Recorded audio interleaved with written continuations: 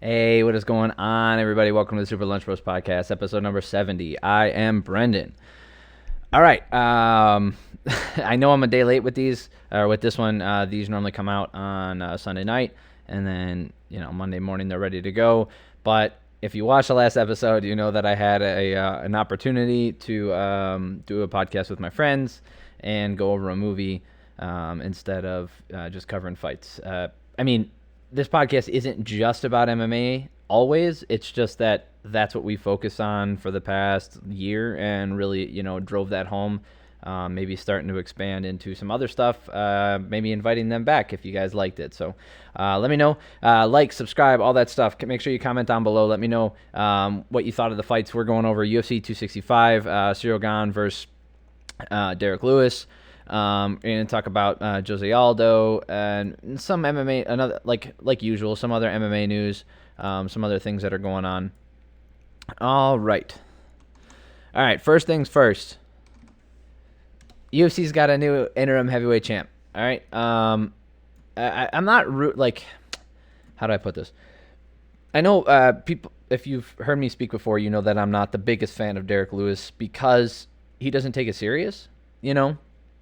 Like he is, I'm trying to think of a way to say this. He doesn't take it super serious, right? And he clearly has physical issues that he could clear up, right? Being overweight for one, constantly, like having knee problems and those kinds of things and not having to, not being able to fight. Also, there's another issue that, he has one thing. He just throws big punches and knocks people out, and that's fine, but he's managed to put together a win streak. Not anymore, obviously, Cyril Gane. But this is the thing is, he's been out-fought many times. It's not luck, right? You make your own luck. He's left himself in a position to throw big punches and knock people out, so that's awesome. But the other thing is, he does this thing where he just gets he throws until he gets exhausted, then he doesn't throw, and then either he quits or he just throws one big punch and then quits, right? And then he'll throw one big punch and then quit.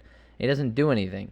So we've seen in the past, like the Volkov fight, where he was getting beat for 14 minutes and 50 seconds, 14 minutes and 40 seconds of it, and Volkov decides to move forward.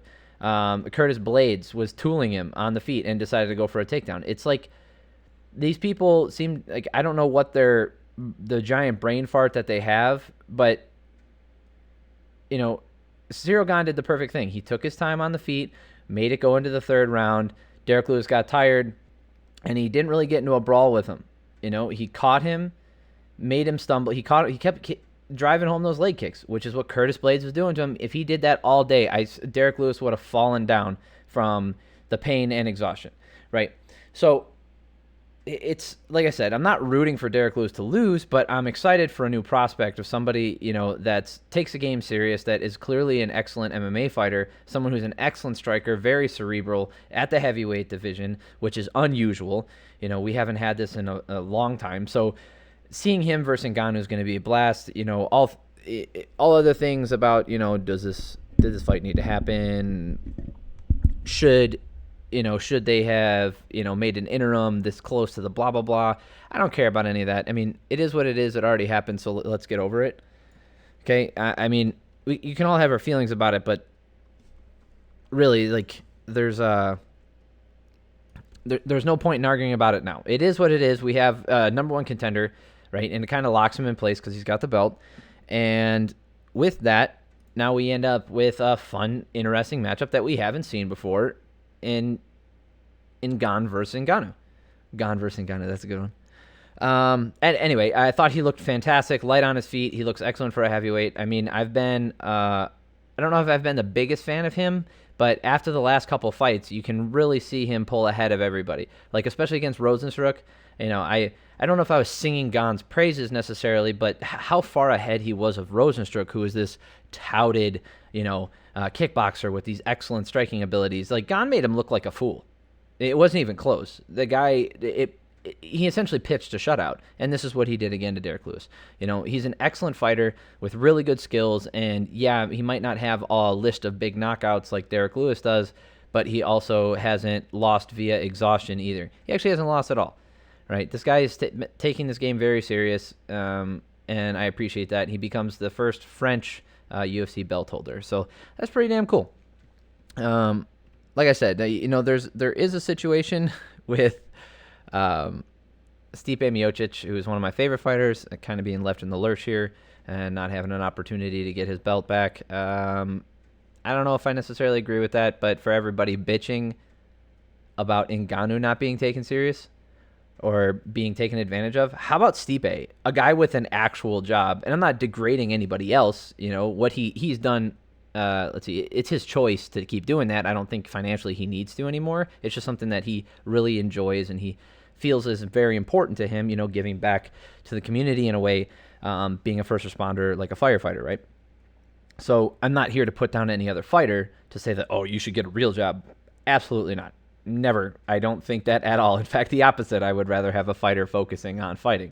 But you want to take a guy who had a real job outside of fighting, who did nothing but work his ass off to get the belt, had the longest win streak or belt title defenses in heavyweight history, and then he loses to DC, has to wait around for Derek Lewis to get a shot because that's interesting, and you wanted to give DC an easy win, so there was that. Then goes back, smokes DC in the second fight. It was really okay, not smokes, but it was really close, and then he just outworked him. I think it was in the fourth round. He just put him away, man. And then has to fight him again.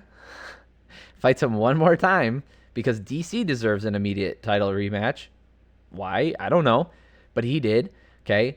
I do know why, because, he's been a big promoter of the organization. He doesn't speak poorly about pay or anything like that, or Dana White. And he's a really good commentator, and maybe he was giving him one last shot at the belt and blah, blah, blah, blah.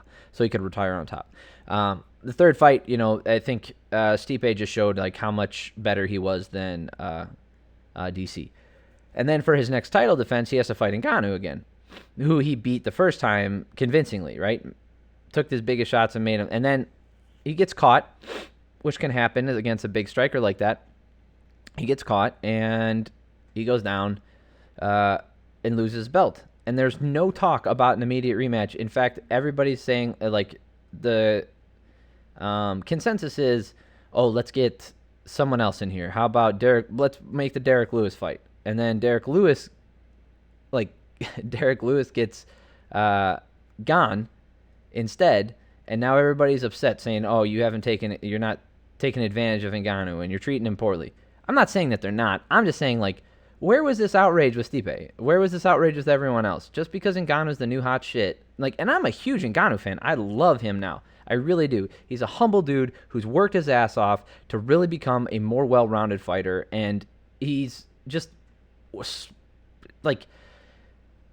washed away the rest of the competition en route to a title. And I favor him in the rematch. Obviously, I favored him in the last fight against Stipe. So I'm not saying oh, Stipe is going to go back in there and kick his ass and get his belt back. No. But give him that trilogy fight, right? Let's put it to bed. If Ngannou loses, then he has to work his way back up because he's 1-2 against him. But the UFC would probably push him back. But Ngannou talked poorly about pay, and you bite in the hand that feeds. I think what he's doing is important. I think what he's doing with the most audience possible, as Nate pointed out to me, makes sense. But I also believe that there are consequences for your actions, whether they're justified or unjustified. So it is what it is. We now have a fun, cool fight. I was not excited about Derek Lewis versus Ngannou. What's going to happen? Either Ngannou catches Lewis and puts him away, or outworks him, and Lewis, quits due to exhaustion. I guess that's what irks me the most, is that he's a professional fighter who just outright quits, right? McGregor's had a habit of doing that lately too, and it drives me bonkers. And they both talk, Lewis talks so much shit. Remember when Ngannou got tired and he was on the treadmill, he's like, somebody been bullshitting on their cardio. And Derek Lewis is making fun of Ngannou. Dude, Derek can't run from one side of the octagon to the other without breathing heavy. I don't want to hear it. Anyway, congratulations on Gane. I think he looks, like I said, an excellent challenger. I think it's an interesting matchup. I might favor Ngannou. We can talk about it as the fight gets closer, but I might favor Ngannou just because he obviously has better cardio than Derek Lewis. I think his striking is much cleaner than Derek Lewis. He doesn't really mix in the kicks necessarily that Lewis does. His takedown defense has improved, so I don't know if Gane's going to go for that. Sorry. I'm listening for tornado sirens. They were going off earlier. They're not now, but if there's this weird pause in the video, it's because I had to cut it because there was a tornado warning. Anyway, congratulations again. Fantastic. Awesome sauce. So the co-main event with Jose Aldo and Pedro Munoz. Aldo just doing the damn thing still.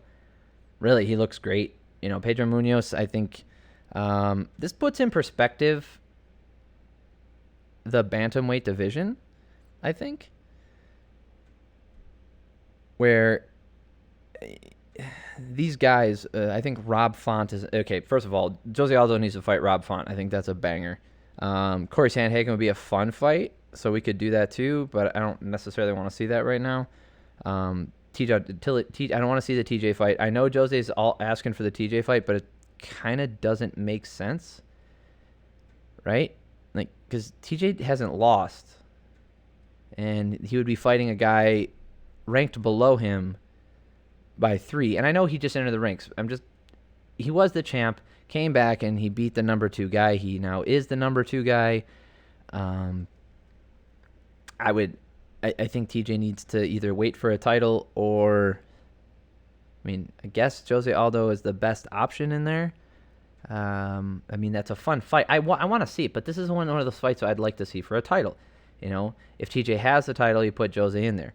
Or Jose versus Aljamain Sterling, I think, is a fun fight. I wouldn't mind seeing that right now versus TJ versus Aldo. Aldo's only 34 or whatever, and I know, people are making a big deal out of that, but he's got to be nearing the tail end of his career. Right?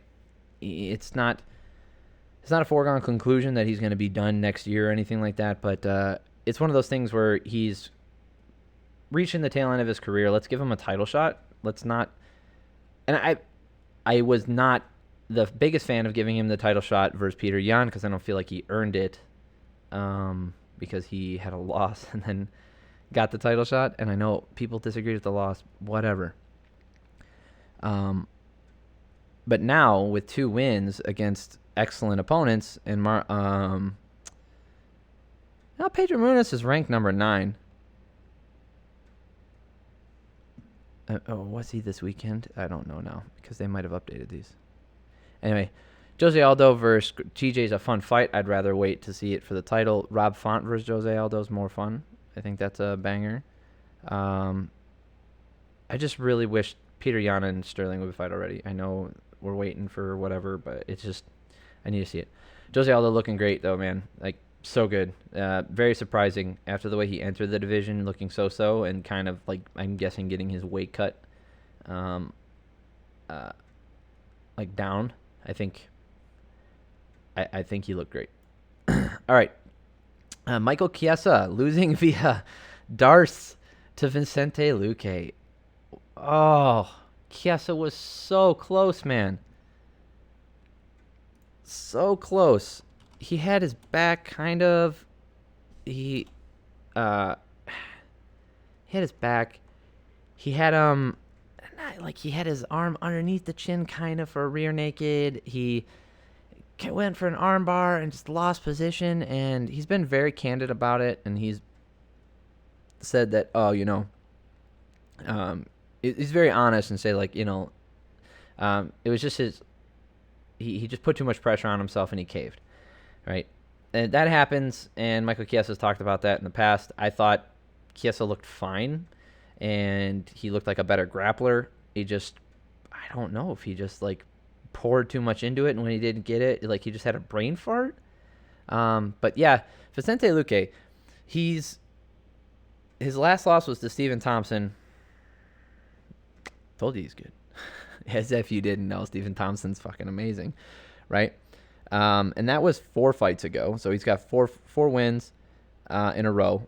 He lost to Stephen Thompson. Before that, he beat 6 in a row. Before that, he lost to Leon Edwards, top of the heap. And before that, beaten Bilal Muhammad, Hector Urbina. Good God. Man, he has not fought in forever. Hector Urbina, that is. Hader Hassan. Yeah, so... and a lot of knockouts, by the way. Knockout, submission. He split decision against Mike Perry. TKO, KO, submission. Dude, he just finishes. Of his 21 wins, only 2 were by decision. Woof. I don't know what happens with Usman, although I could I wager to guess that he probably takes him down and pretty much does whatever he wants to him. But it might be fun while it's on the feet for the first 10 seconds. No, Luque has earned a title shot. I don't care. You can't convince me otherwise. You know, getting 2 Darces in a row, Tyron Woodley and then Michael Kiesa, you know, knocking out Randy Brown, knocking out Nico Price. Dude, he needs a title shot. It needs to happen. Michael Kiesa could have got he was so close. Hadn't lost at 170. It's heartbreaking for him. Not that he can't come back. I think he can. He needs maybe a step down in competition. Vicente Luque probably wait until I would if I was him, I would just wait for the title shot because he earned it. Yeah, because we got to wait for Colby to fight him again. Usman, that is. All right, the straw weights. Tisha Torres defeating Angela Hill via decision. This is what I said was going to happen. I said by split decision, you know, but it's one of those things where they're both point fighters and Torres has higher output. It's hard to win on points if you don't outpunch your opponent. I know that sounds stupid, but like I think that's why it was an easy call for me and why I thought Torres was going to win. She looks good. Tisha Torres looks fine. Where does this put her now? She's ranked number 10. You know, there's plenty of people that she can fight on her way. Like, I wouldn't mind her working her way to a title shot again. Yeah, there's lots of fun fights for her. Michelle Waterson, Claudia Gadea, Nina Nunes, Mackenzie Dern, Marina Rodriguez, Yan Xiaonan. Yeah, lots of fun fights for her. And as far as Angela Hill, put her against Verna Jandiroba, I guess. You know, since they're right next to each other and they fought recently, you can just throw them together. Maybe have her fight Amanda Ribas, who I think is fighting next month. Pretty soon, so. All right, Song Yadong defeating Casey Kenny via decision. Split decision. One judge gave all 3 rounds to Song. Let's see. Song able to land more effectively in the first round. I thought Song was doing pretty good. Kenny was always moving forward, but he was just getting outlanded. He landed bigger shots in the second round, so I might have given him the second round. The third round, again, he landed a few big shots, but I would probably give it to Song as well. You know, I had Song winning. It's just the second 2 rounds maybe, and one of the judges had it for Casey. So I'm not mad at the decision. I think it's fine. It's kind of a touch and fight. It wasn't that exciting because before that we had Bobby Green taking Rafael Fiziev. So Fiziev, I think they were saying Fiziev, but I think it's Fiziev. He had so much movement and he was just outlanding Green at every go. I know the stats don't bore that out because he only beat him by 4 strikes in the first round and then 6 strikes in the second round, but still, you know, he was just outlanding, moving forward. Green just has this habit of waiting too much, like the Diaz brothers who he trained with. And there's this hilarious moment where Green's running away and Fiziev's has his hands down. And he's looking at him funny and chasing after him. It's hilarious. Fiziev just outlanded him and did a better job in the first 2 rounds. I don't know how the commentary team was saying that the first 2 rounds were close. He was being outlanded. The bigger shots were coming from Fiziev, and Fiziev was moving forward. So the only thing Green was winning on was not getting, maybe being more accurate, but they were pretty close on percentage-wise. Third round's a different story. Oh, yeah, the whole fight. Green is just shaking his head after every time he gets hit. It's like, I understand. Maybe that's a mental thing for him. He's like, man, that was nothing. Keep going. But, it doesn't mean anything. You're still getting hit. So it's kind of annoying to see that if you're just constantly getting hit and shaking your head, then do something about it, which he did in the third round. Green made a huge comeback, outlanded him 70-20. Great third round. Still, Fiziev was landing big shots in the third round, but if this goes to, we're not playing that game. This was a 3-round fight, so they trained for a 3-round fight. Bobby Green is a much better 5-round fighter, I believe. He really steps it up. He keeps the pace going, and he can step it up when the opponent starts to fade in the third, fourth, and fifth. So he needs to work his way into some main events, and he'll start succeeding a little bit more, I believe. He did that for a while, and he ran into a wall. So Draco Rodriguez. Oh, that fight was boring. Nobody did anything. All right, Alonzo Menefield versus Ed Herrmann. Menefield is just swinging with everything he can. Didn't tire himself out, though. Outlanded Herrmann, moving forward, really attacking that lead leg. Herrmann couldn't move in the second round very well and barely could walk in the third, but tough as shit.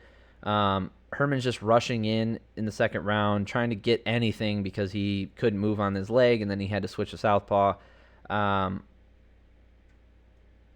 And southpaw, or did he switch to orthodox? Poop.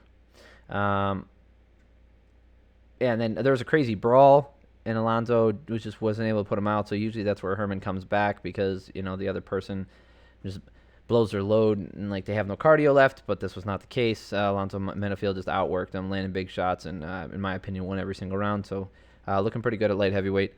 Light heavyweight's thin, man. That's a thin division. It doesn't take a lot of wins to put yourself in title contention, right? It really depends on how you win. If you rack up decision wins like this with good performances, it might take you 5-6 wins. But a couple knockouts, and you could put yourself in a position to fight a contender after 2 fights, 3 fights. And with that third or fourth one, now you're fighting for the title. You could really throw yourself in there. I mean, look at Alexander Rakic. Dominic Reyes did it. Volkan did it a while ago. See what I mean? It's possible to do it. All right, the strawweights. Jessica Panay coming back strong, looking so good, both in and out of the octagon. Heyo. Anyway, so creepy. No, she looks good. She really does. It kind of didn't outstrike Kovacevic, but I mean, what I say is wasn't outskilling her on the feet, but I think she outstruck her pretty convincingly, did better, was a stronger fighter in there, got her to the, when it went to the ground, Kovacevic followed her into the guard, and we spun around here, and then she got this nasty armbar where she was cranking on it with 28 seconds left, and Kovacevic taps. So Panay getting a good win. I'm excited to see her back. I think she kind of got a bad rap because how bad Joanna beat her. But yeah, I wouldn't be surprised to see her in the rankings. She's a lot of fun. A lot of fun to watch. And a couple fights in the early prelims here. Manel Cape getting the knockout of the night, in my opinion, with a big flying knee. I think it was an early stoppage on Odi Osborne. I don't think he was completely out, and he was trying to get back up, and he was trying to defend himself. But the problem is, the ref was already in there, and once you touch the fighters, the fight has to end. That's kind of what it is. That's a huge mistake if you go in there and stop the action. So it's one of my pet peeves with reffing is refs who see a big hit and immediately jump in. Give him a second. Let's see what happens if he lands one more big shot or a couple more big shots. And he landed a couple of shots, but Osborne was getting up. He wasn't laying flat and he wasn't out, and he immediately was protesting. So I think it was an early stoppage. Not an egregious one, just an early stoppage, but it's finally a good big knockout from Manel Cape. It's not Cape. It's Cap. Manel Cap. Sorry, Manel. All right. Miles Johns getting a big knockout on Anderson Dos Santos, the Brazilian name generator fighter. Oh, man. John's just doing damage to the lead leg in the first round, and then Dos Santos couldn't put pressure on his leg, and he was kind of moving clunky, but he kept moving forward, and he's a really tough dude. And then in the third round, a minute 16 in, Johns lands a big right hook to the body, left hook to the body, followed by a big right hook right on the chin, and knocking him out pretty viciously. That was a good knockout for Miles Johns. That was fun. Victoria Leonardo breaking her hand, or her arm. So the curse of every pay-per-view this year, pretty much, there's been a broken limb, like a broken bone. Not good. So Leonardo being the victim this time. Melissa Gatto, while the fight was going on, Gatto was aggressive, got her back, or she was aggressive off her back. Terrible takedowns from both women. I think they look sloppy. Leonardo was super tired after round 1, and Gatto was way ahead after round 2. And then they came in. The doctor saw that it was broken. She was like, because she said I can't feel it, and I think someone heard, so they made the doctor come in there. Johnny Munoz getting the submission in the second round versus Jamie Simmons. Decent fight. There's a lot of feeling out in the first round, not a lot going on. Simmons being outlanded, but landed the bigger shots during the fight. And then Munoz with an early takedown in round 2, and then worked his way to a rear naked choke to finish the fight. So I thought Munoz looked pretty good. Whatever. Is easy to go through that card. Lots of finishes. All right. So next week, right? August 21st. No. Not this Saturday, but next Saturday. Well, poop. Looks like we might have to review a movie again. God, man, I am so cheesy with those stupid faces. Jared Cannonier taking on Kelvin Gastelum. We might cover this next week. If not, Kelvin Gastelum always stepping up. I love the dude.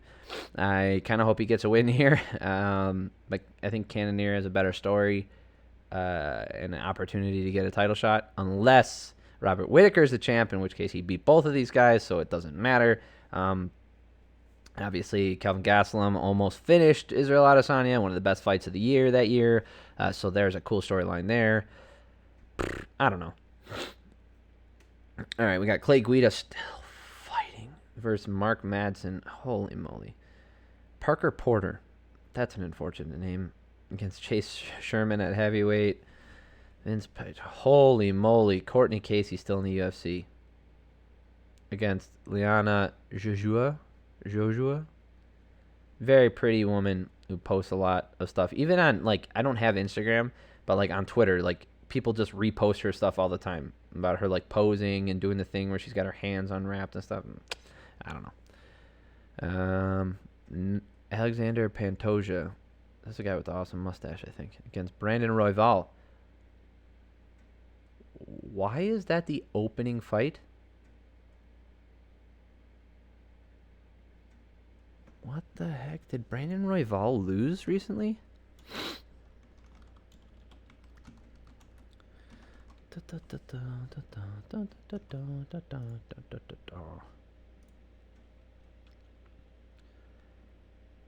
Yeah, what the hell?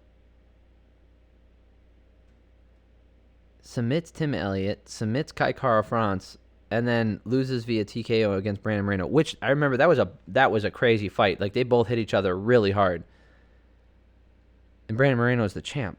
Why is he opening up this card against Alexander Pantoja? That can't be right. That cannot be the order of this card. That can't be it. No, that's got to be wrong. I don't know how that's possible. That's probably the two most I don't know. All right. I mean, this is a short one this week. Really, not much else going on. Thank you everybody for listening as usual. I know if you're upset about the UFC giving an interim heavyweight title, and you're new to MMA, new to like this world of people who deserve title shots and aren't getting it. Like maybe you're not used to combat sports. You're used to like the two best teams or people playing each other, or given the opportunity to compete against each other when they deserve it. That's just not how it works. I still maintain that the UFC does a better job matchmaking than boxing does because they have everybody pretty much. I mean, they have control over who they matchmake, and they offer the fights that they want to the fighter. They offer them 3 fights a year, and if you turn them all down, that's on you. So I still maintain that they do a good job for the most part because you can talk about the title shot, the interim title being created, but there are a bunch of other fights on this card, and I didn't hear anybody complaining about the matchups. Do you know what I mean? So it's like one bad matchup or one questionable matchup or questionable decision. I don't think it erases the rest of their matchmaking. I think it does put a stain on the UFC for a lot of hardcore fans who are more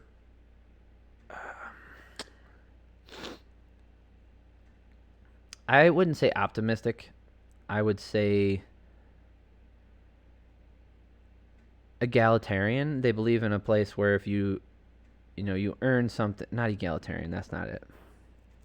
Basically, they think that if you earn something, you should be given that thing.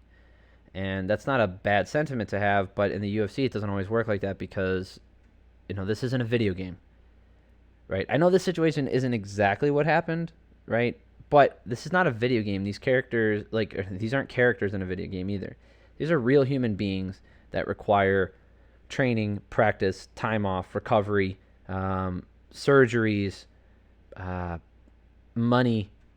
They have families, location. They have to be flown to these locations. There's a lot of variables that go into it. So just because a fighter might deserve a title shot doesn't mean he's always going to get it. And yes, I've been up in arms before. I really have, because some people just keep getting passed over, and it pisses me off. So I understand where people are coming from, especially when a brand new champion is treated this way, and I totally get that. But given the outcome of this weekend, regardless of, honestly, if Derek Lewis had won, I don't think people would have been upset at the matchup because it was going to happen anyway, and now there's 2 belts on the line. But I think the Gane matchup is much more intriguing. And you're going to tell me if Derek Lewis doesn't go out there and starch, or if he goes out there and starches his next opponent, he's not going to be given a title shot again? Of course he could. It's Derek Lewis. Everybody loves him, apparently.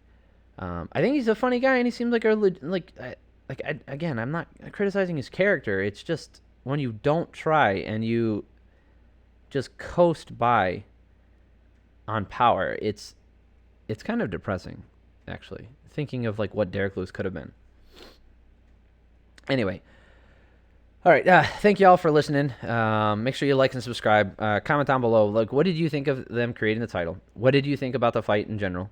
Are you a fan of Gane? Are you not a fan of Gane? Do you think that he has any chance against Ngannou? I mean that sincerely. Do you think he has a chance against Ngannou? I'm seeing a lot of people are just like, no, he's going to get starched. So, what do you think about Jose Aldo winning? Where does he go from here? That kind of stuff.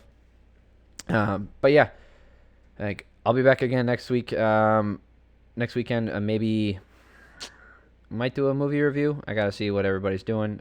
Maybe we'll do it again. If you guys like it, maybe we'll watch another one. So, all right, much love. See you, everybody.